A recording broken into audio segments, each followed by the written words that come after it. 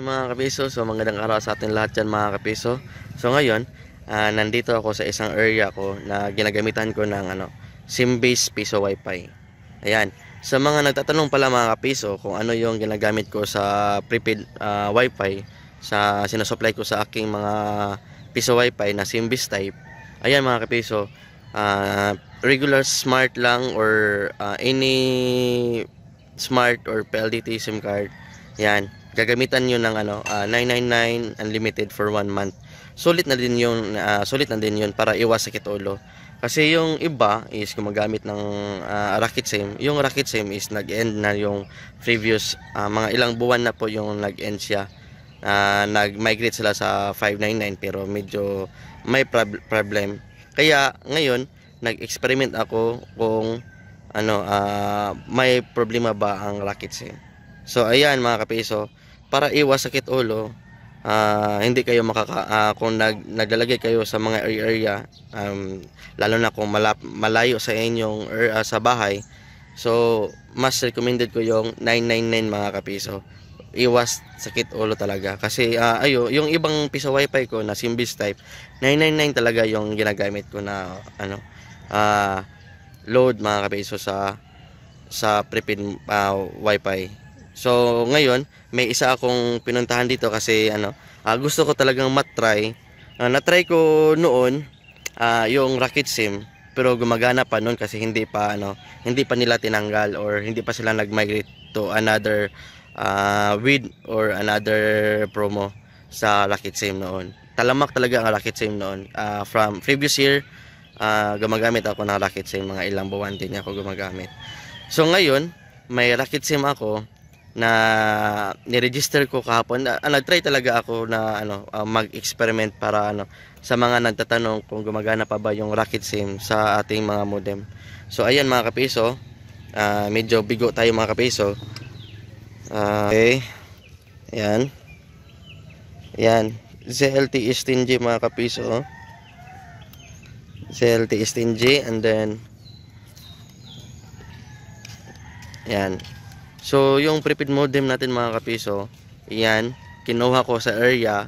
So gumastos ako ng gasolina, oras, kasi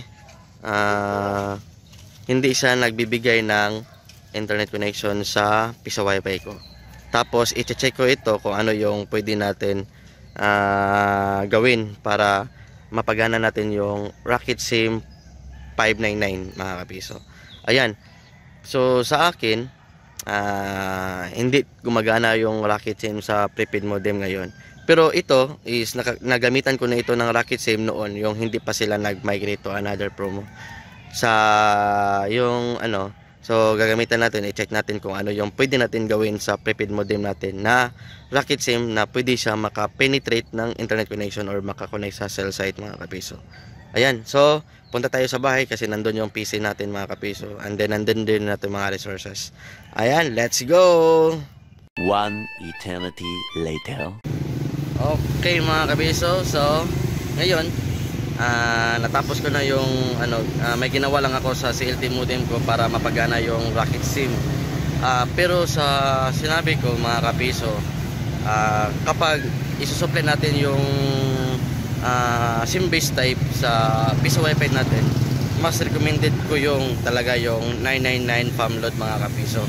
Unlimited yun, pure HD, tapos walang copy mga kapiso. Tested ko ng mga kapiso sa area namin.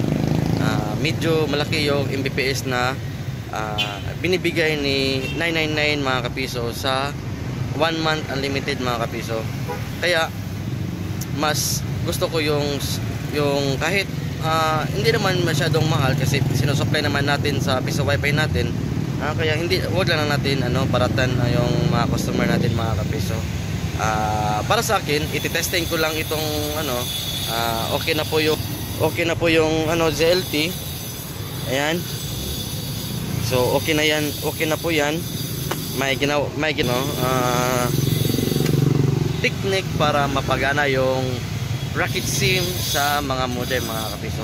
Pero ito lang po yung tinesting ko para sa test, sa experimental ko na Rocket SIM. Kasi merong nagtatanong sa akin merong nagpe-personal message sa akin kung mapapagana pa ba yung rocket sim sa modem.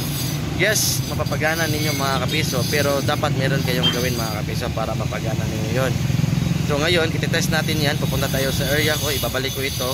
Itetest ko ito mga 3 araw to 2 araw. Tapos, lalagyan ko ng babalik ko yung PAM load ko na 999. Medyo malakas yun eh. So, let's go mga kapiso. I-test na natin at i-deploy na natin yung rocket sim mga kapiso.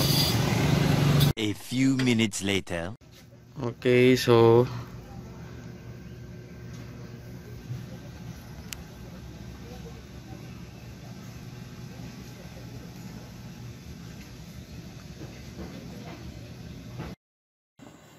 Giga Live account, subscribe to 599, check usage. Ayan, so nakita ninyo na pinutukan ko ng Magic Data 999. Yung 599, nag-register din ako ng isang Magic Data 999 para talagang gumagana ito mga kapiso.